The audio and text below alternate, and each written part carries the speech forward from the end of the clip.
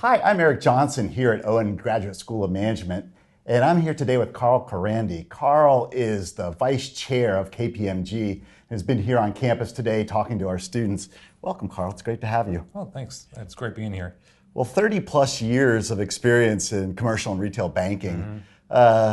What's changed? I mean, a lot's changed, but what's changed that when you think about over a period of time? Yeah, when you think about it, probably the question is what hasn't changed, because really everything is in the process of changing. And when you look at the technology impact to retail and commercial banking, everything that's going on in fintech, how banks need to interact with their clients, still stay compliant with all rules and regulations, it's becoming more challenging. It's really a different business.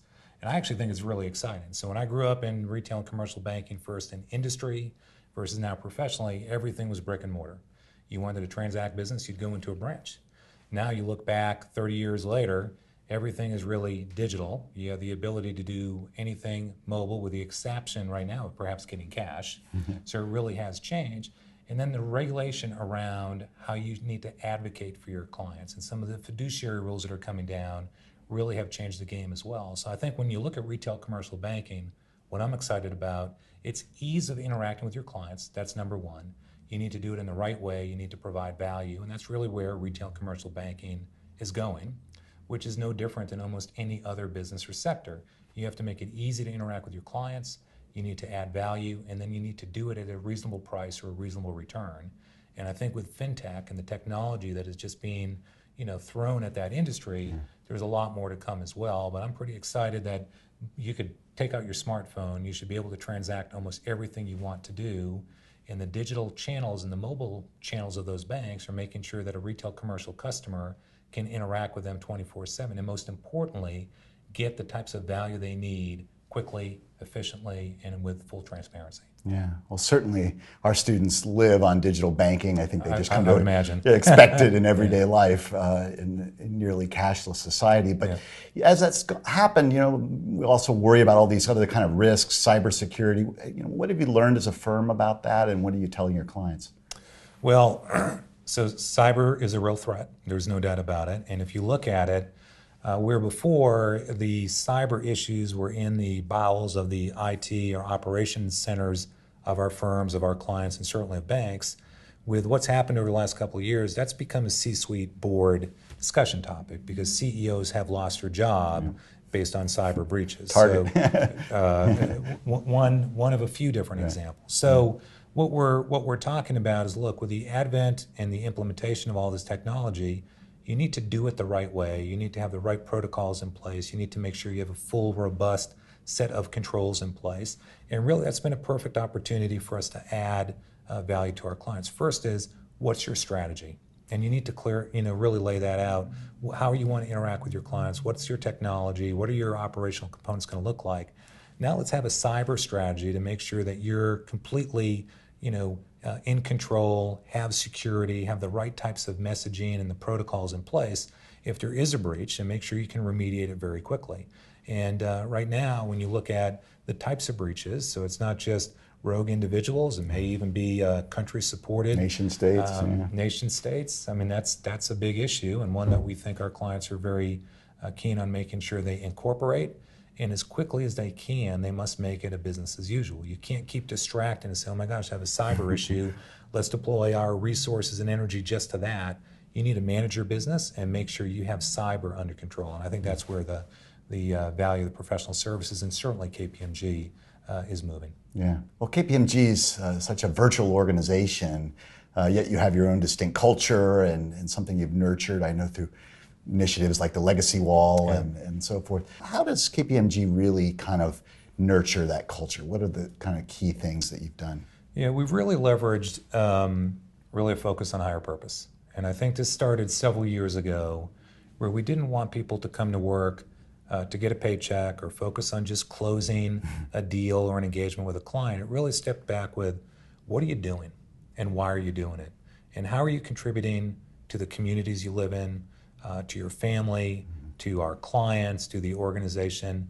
How are you contributing and what is your purpose? And so what we started first off with a lot of storytelling where we told our employees, gee, if we get 10,000 stories where you say, this is my purpose, I save lives because I work in the healthcare industry and I'm helping leverage data for better outcomes, or I'm promoting national security by doing some of cyber work for federal agencies.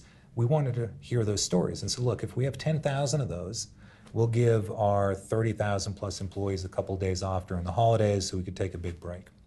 We got over 40,000 stories. Wow. Wow. So what it told us is not only did we resonate with our employees want to tell their stories. Now, of course, we've coupled that with a legacy wall that you're talking about because we wanted everyone to have a place in the KPMG history. So if you go to our offices, they almost look like a puck where people sign their name and date it, and they put it on the wall, and that's really their stamp to say, look, I was here, and I'm contributing to the legacy of the firm, and we continue to build on that so people can tell stories, mentor people that come into the firm, get them integrated in our culture, and make sure it's more than just working, engaging, collecting a paycheck, and it clearly has resonated. So when you look at any measure, work environment scores, the types of retention we've had, clearly have moved and improved. And it's now a story we're taking to our clients to say, look, if you really want to be best in class, focusing on your people, look at our higher purpose and learn from that. We'd like to help our clients with it as well. Yeah, I'm guessing you must have alumni of the firm that come back as clients and look for that puck on the wall. Not only do we look for it, we ask them to put their puck on the wall as well. So when we stood up the legacy walls, we really asked our retired partners, our alumni, to come in and put their puck on it so it really can be part of the history from the firm. It has a really proud 125-year history. We're focused on making sure we build on that, and I think every leader in the firm, every partner recognized, look, we want to leave this in a better condition in which we inherited it, and we've inherited a great firm. We even want to make it better. Yeah. Well, one of my great pleasures is I get to meet lots of leaders like you who have had extensive experiences over their careers, and I thought it'd be great if you just shared one leadership lesson with us. Yeah, and I have several, and I think I'm going to give you two. Is it okay? Can I throw two out at you? Two's a good deal. The first one is, and as I've met with your students earlier today, one leadership lesson I have is stay in touch with everybody. And I think if I look back at some disappointing things I've done where people I've worked with, had great relationships with, I just didn't stay in contact. Now, 5, 10 years later, there's a compelling reason for me to reach out to them. Perhaps I want to sell them something, I want to connect with them. It's a terrible situation to be in because you really don't want to be that person that only stays in touch with your network when you're asking something of them. You really want to be committed, stay in contact, and make sure you contribute value to that relationship. So really, number one leadership trait, be that leader that stays in touch with their contacts or relationships, foster them, build them. It takes time, effort, and energy. And the second one is really focus on diversity, but I'm going to push two components of diversity. The first one is, yes, you need to have a diverse leadership team. You need to have a diverse set of resources and professionals because you want to make sure that you reflect your communities, your clients, and the firm you want to be. But secondly, work to get those folks comfortable so they can bring their best selves and be fully engaged. Because I do think diversity in and of itself is actually easier than having a fully engaged, diverse leadership and set of professionals. And that's what my focus is at KPMG, to make sure we have that environment. People come to KPMG, whether it's a client meeting, an internal meeting, we're working on our strategy, a client strategy. We want their best selves. We want them comfortable to contribute their ideas and make sure at the end of the day, we get to the best outcomes. That's great. Well, Carl, thanks so much for joining us today at Vanderbilt. I appreciate it. Thanks for having me.